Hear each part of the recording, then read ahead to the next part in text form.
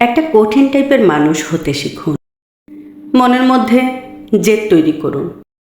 এইভাবে নিজেকে কষ্ট দিয়েন না। কেউ পাত্তা না দিলে আপনিও পাত্তা দিয়েন না। কেউ ভালো না বাসলে আপনিও ভালোবাসেন না। কেউ গুরুত্ব না দিলে আপনিও গুরুত্ব দিয়েন না। সে আপনাকে না চিনলে আপনিও তাকে নিজের মাইন্ড থেকে সরিয়ে নিন। সব কিছুর সহজ সমাধান আছে। আপনাকে যে নিজের থেকে বাতিলের খাতায় রাখতে চায়, আপনিও তাকে সেইখানে রাখুন। সুখে থাকতে গেলে প্রিয় মানুষের থেকেও কঠিন হতে হয়। তাদের মুখের উপর জবাব দিতে হয়।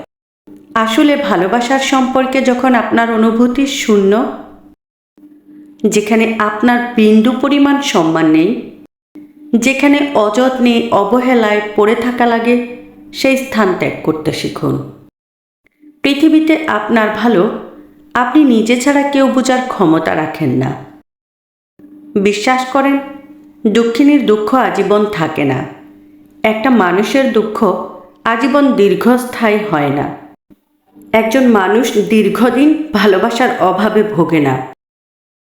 সময়ের ব্যবধানে ভালো সময় আসে।